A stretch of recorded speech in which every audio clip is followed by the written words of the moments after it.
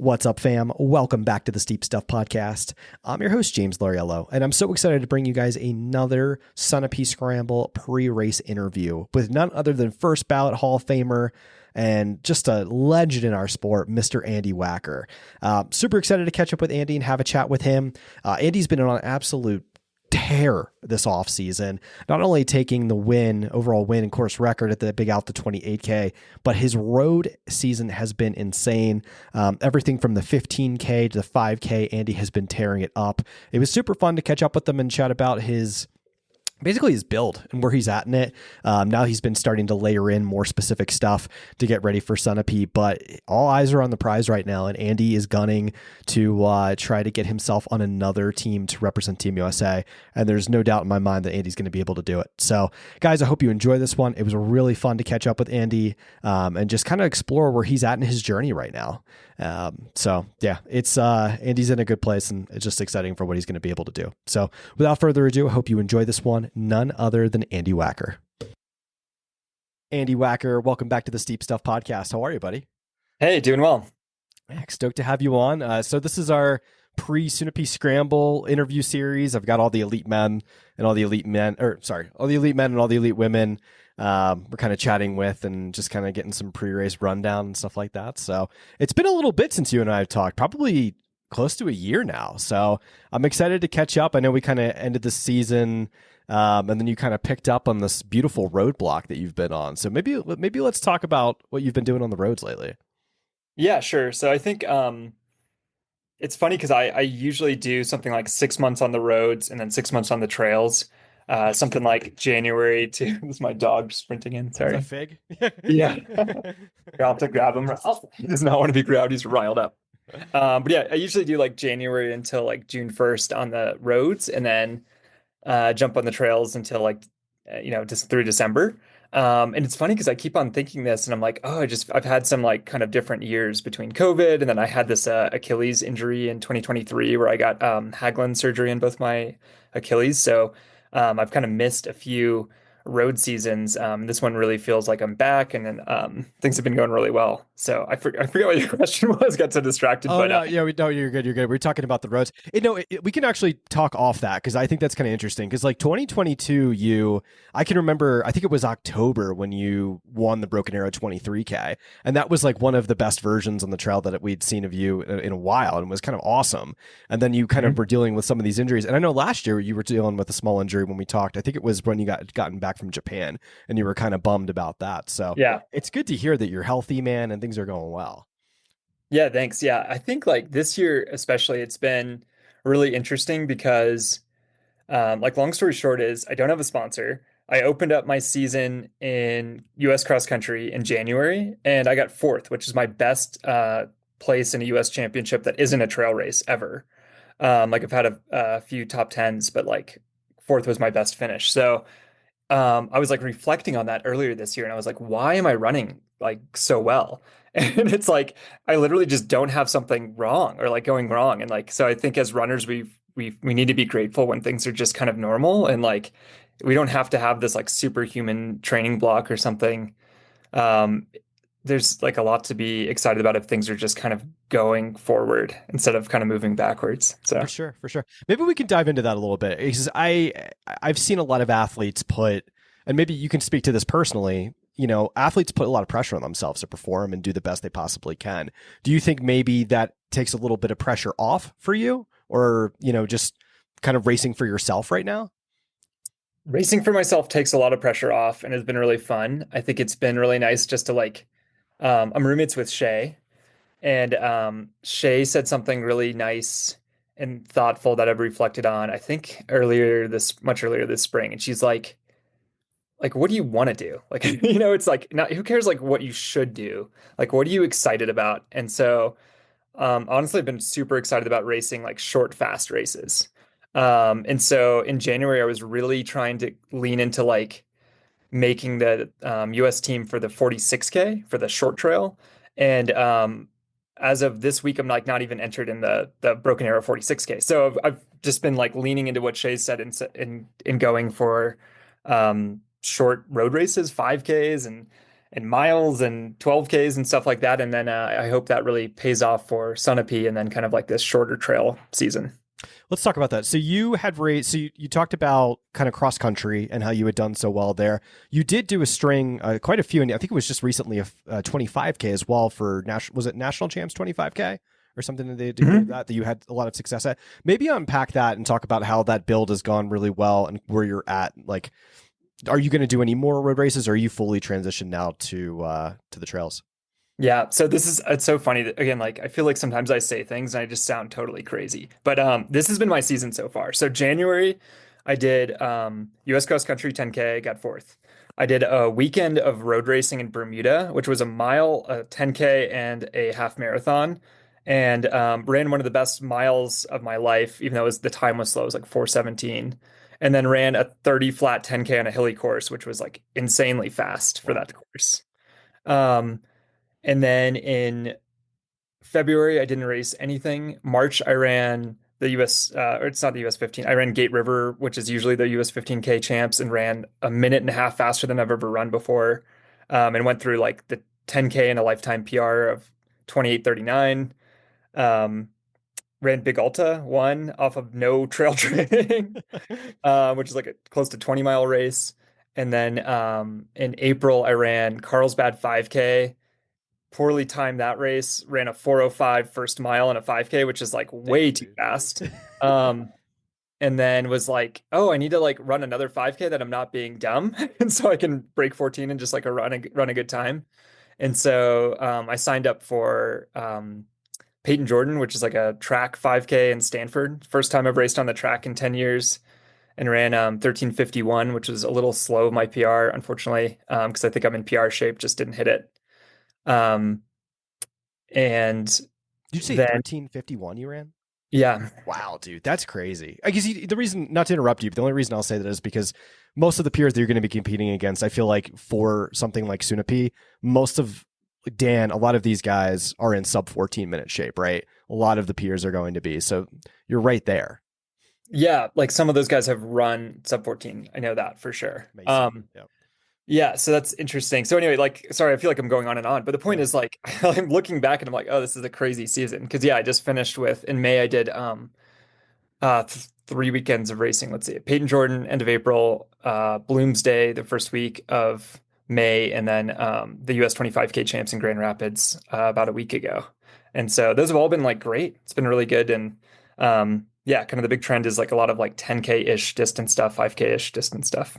Very cool. Very cool. Yeah, it's crazy. So to transition a little bit back, but yeah, what I was talking about was just like one of the things when we do talk race previews, a lot of the questions that come up, especially like I try to translate it, especially for like some of these mountain classic distances are like, what's the average 10K time or 5K time for a lot of these guys that are at the front of the race? Like your Masons, you, Dan, a lot of the David Sinclair, like what are these people running? So usually I've just noticed, yeah, it's sub 14-minute 5K shape.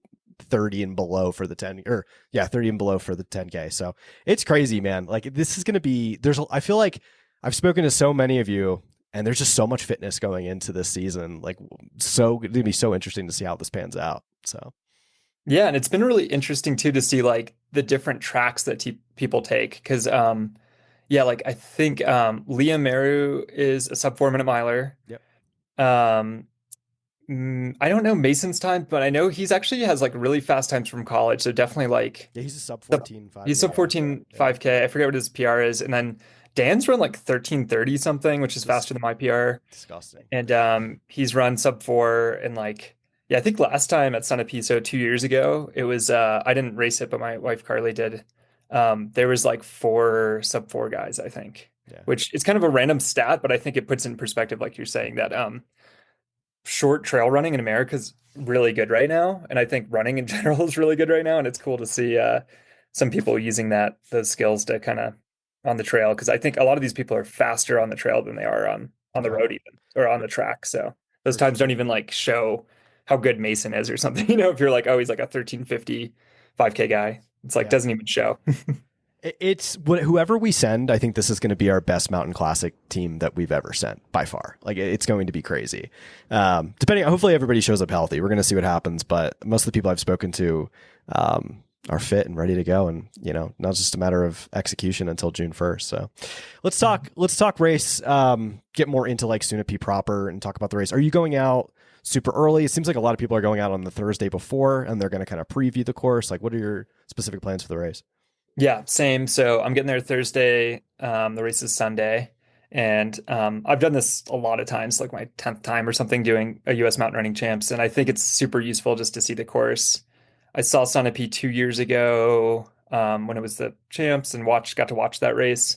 So I have like an idea of sort of what the race is like. I think they changed the course, just minor changes to it. But I think it's gonna be tough. It's gonna be really good for the people who are there. It's a fast course. It's got a non-technical uphill in general, from what I can tell. So it's gonna be a very fast uphill.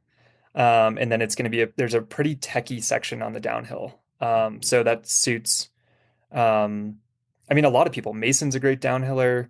Dan Kurtz won in 2023 and ran incredibly. Like he had such a good performance there. It really shows like how good of a runner he can be. Um, Christian Allen is good at everything. Liam made the team in 2023 and he's used a lot of that speed. So there's tons of people that I think are on that list. I was looking at it like the other day and it's a crazy field of people. So it's going to be nice to line up. How do you do with the humidity? Do you adapt pretty easily to humidity? Yeah, it's not too bad for me. I think, you know, it's kind of like, I live in Colorado, so do you. We don't really deal with that, but I grew up in North Carolina and it's hot and humid Yeah. all the time. So maybe it's just like remembering those days and just being like in a mental place that's fine. Because I think we're all going to physically feel that, but I think just being like in a place, and that's mountain running, honestly. It's like usually when I'm mentoring younger people coming into trail running and mountain running, it's like expect something terrible. Like just expect something to throw you off. Like, it's like if you're just used to track running, it'd be like if someone's like throwing buckets of water at you and just like trying to kick you and like I don't know, like it'd be insane. Like so that's trail running because you have to avoid all these obstacles. Um, so I've been on a lot of tangents here, but like I was running the Jungfrau Marathon like 7 years ago. And this is a big trail marathon in Switzerland. And we were running in this big group of guys, like 10 of us, super fast on this kind of like dirt road section on the first half. And all of a sudden a train just goes through and you just have to like stop and wait for the train. We're all like waiting for like 30 seconds probably, which it wasn't super long, but like 30 seconds is a long time when you're like waiting and you're really anxious and like nervous and there's 10 guys like lined up. And I feel like that's such a good example because you don't really expect a train to stop you in the middle of a trail race, but it might. So Dude, that's insane. I've never like that's gotta be the craziest race story I think I may have ever heard. Like just a rate like a train in the middle of the race. I mean, I've seen it in JFK. I think there's a train stop that people have had to go through, but that's the only one I've ever heard of. That's bananas. yeah. I mean, it's always something though, it's like it's either that or someone takes a wrong turn or like Yeah. just something isn't happening like you expect it to. And I think that expecting the unexpected and being a little ready for adversity is like a good skill that has suited like me, but a lot of other people who have traveled and competed at like kind of the world stage pretty well. Yeah. Let's talk the like racing this race. Obviously it's two loops. When I think of two loops, the kind of one of the few races I think of is something like Broken Arrow 46K, right? And like usually the guy leading the 46K in the first loop is not the person winning the race on the second loop. Is there any strategy going in? Do you think you're going to employ for this? Like maybe, kind of wait. Like, cause it's interesting. I talked to Tyler, I talked to a few folks and some people are just wanting to go from the gun, obviously going to go crazy. But like other people are like, well, there's 4 spots that go, maybe see what happens kind of. What is your take on this? Yeah, it's complex, which makes it really exciting. Cause I think basically I've been training for that second loop feeling for the last like little while. And that's really important. Like we just did a workout with our team like last week that literally was focusing on hammering a downhill as hard as you can and then immediately going on a climb. Because that doesn't feel good. I think in a 9 mile race like this, it feels like racing an 800 meters on the track. And so you don't really have a lot of time to wait. And so I think there is strategy, like you're saying, like one could conserve some mental and physical energy, but like, it's not long enough where you can be kind of out of sight Yeah. and think that you're going to be fine making up a ton of time. Like maybe if it was like 3 or 4 loops or something. But Yeah. yeah. So I don't know. It's kind of good. I guess it's a little bit of both. I think you got to be really aggressive from the gun. You got to be able to hang with everyone climbing insanely fast. You got to be able to descend on the most techie thing you've seen and be fine. Yep. And then you got to be able to ready to do it again better than you did the first time. So I think it's going to be tough. Oh, that's why it's for the biggest stakes in our sport, or one of the biggest stakes in our sport. So that's Yeah. kind of crazy. Yeah, it's like, dude, it's one of those things. Like, I feel like I almost think of it as like a Cirque Series race, where if you don't assert yourself in the race immediately, it's going to get away from you. But also Oh, yeah. have to be kind of smart. It's that fine line, right? So it's going to be interesting. But two laps changes everything, I think, because even Cirque Series, at least it's more obvious where it's like Up, down, yeah. you have to make it to the top basically in the position you want to be in. And then you just like have to be able to descend. But now it's like, oh, but the second lap. Yeah, it's going to be interesting. There might, who knows? There might be carnage. You might be able to scoop people up, or whoever. We'll see. Mhm. What's your expectation? Is it, obviously, I would assume it's probably make the team, correct? I want to win. Yeah. Okay. I like that. I think it's like I've gotten second to Joe Gray about 7 times. I've won once. Um, yeah, basically the last champs I ran was 2022 when I won. And then 2023, let me think if I'm messing this up. 2023 was Sunapee. I had Achilles surgery. And then last year I was there, but I had to drop out because I was dealing with like COVID basically.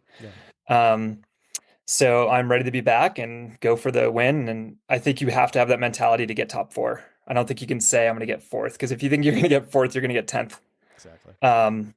But yeah, I think it's going to be a fun race. So you have so much experience of all the teams you've made and all the things that you've done in the sport. Because I mean, dude, you're a first ballot Hall of Famer. You've been in the sport a long time. What would this mean for you to make it back? Yeah, I think this is a good redemption year for me. I think I'm in like a different storyline than a lot of people. I think Joe Gray's been in this position a lot and he's not racing, but it's just like you got to prove yourself every single time. And I think it's not given to you. And I think that's interesting. Um, it does mean a lot when you're unsponsored and you have been sponsored to be like, I'm still here. I'm not too old and washed up or something. And I think I totally agree with you. I think it's scary how good our team's going to be this year, and I really want to be on a team that wins a gold medal at Worlds, and this could be that team, and so that's cool. And yeah, I think all those things. It's a lot going on. Yeah. No, Joe has that famous quote that I love when he says it. What is it that sometimes you got to look the man in the mirror and prove him wrong, or something like that? I'm like, oh, that's a good one. What's the race day shoe? What are you rocking for race day? Haven't decided yet. Looking through a couple different things. I've been trying out the North Face Vective Pro 3. And I think that's a pretty good shoe. It's honestly, it's pretty good at everything. It's more of a shoe. Like it's more like, chunkier than some things I've worn in the past, but I think it can do a lot. So I'm maybe leaning towards that, but yeah, I'm still looking through a couple shoes. So Nice. Is there, I mean, obviously there's different confidence boosters and things like that going into races like this. Is there any last like cherry on top of the proverbial sundae that you plan to put on, like any little, because I see, like, for instance, like Mason and Dan went and ripped that Sanitas loop. There's other things that guys are doing. Is there anything you have left to do before you go into this race, or do you think you're content, you're ready to rock and roll? yeah, I don't think I have enough time, unfortunately. I wanted to do the Sanitas loop, but I was racing. It was for a month, and I raced 3 out of those weekends, so I had like 1 week to do it. So last week I had 4 days to like rest and do it, and I was like, maybe I can. And I was just too beat up, so I didn't give it. I think that would have been nice, just because it's like Mason's going in a great spot. Just having that must be great confidence, and it's not the exact same. Like Sanitas is a little bit more techie, but that's better, right? Like being going and being like, oh, I did like something harder, basically against some of the top names in the field. Well, Dan in particular, and other It's people funny. on Boulder. Did you read Dan's Strava comment? I was messing with Mason. I sent him that like screenshot. I was like, dude, you're living rent free in Dan's head right now. Did you see what Dan read? Like Dan was like put up like a full.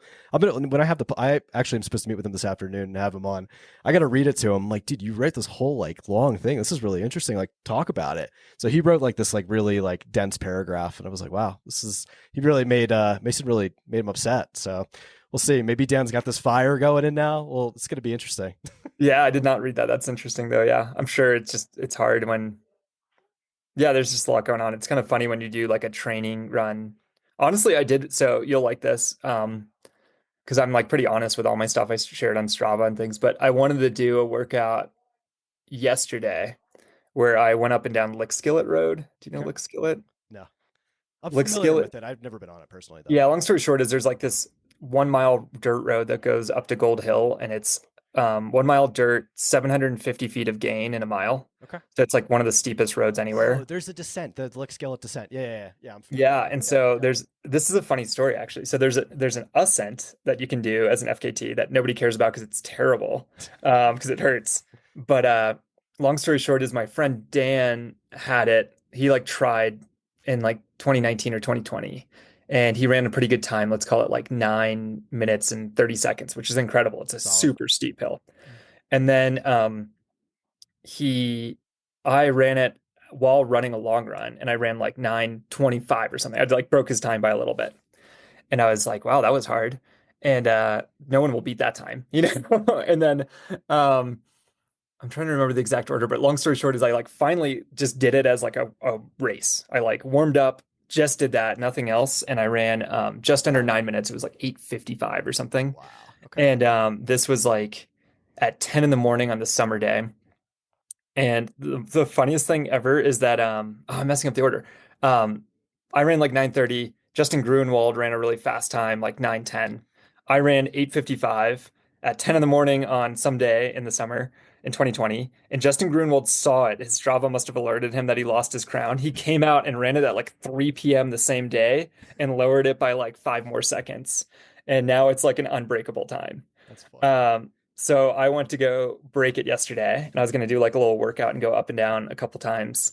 And I did it once, and I was like sore from doing this downhill workout earlier this week, and I was like, "Oh, it's not going to happen." So, but you just gotta like you gotta acknowledge where your body's at. So I think I found out I would need more than like a day to recover from some smashing some downhills this past week. Oh, for sure. I never asked you this. I'm not big on Strava. Like I kind of just like keep to myself on Strava and don't really follow a ton of people. Are you a big cyclist guy too? Like, do you do a lot of like extra stuff on the bike, or you just stick to running? You know what could be easy to make fun of is I own a Peloton, and I use the Peloton not a ton, but I was trying to do doubles like once or twice a week earlier this winter, and have done less since I've been racing more. So yes, I bike, but not like super consistently. Interesting. It's funny. I just started, like, I was talking to Michelino about this the other day because I just started gravel biking, and I was like, wow, this is like a good little fitness unlock. There's like more to it. Yeah. And I just never had played with it until I had to. So, well, listen, Andy, we're at about time. We're close to 30 minutes now. I wanted to say thank you so much for coming on the podcast again. We're going to do another like long forum chat, maybe after the season and maybe as we get ready for Worlds and stuff like that. But really want to wish you the absolute best of luck on race day. And I'm cheering for you, man. It's going to be a fun one. Yeah, thanks so much. Thanks for the interview. Yeah, appreciate it. Listen up, guys. The Steep Stuff podcast is brought to you by Ultimate Direction USA. Guys, I am so excited. UD just dropped their new Race Vest 6-liter and Ultra Vest 12-liter in two beautiful aesthetic colors. You guys got to check these new vests out. They're dynamic in ways like that you just have never seen from an Ultimate Direction vest. Very stretchy, lots of storage, beautiful aesthetic colorways coming to you in a new, like a white and blue and an onyx and green. Just absolutely beautiful vests. I think these ones are just like some of the best products we've ever dropped, and I'm so excited for you guys to try them out.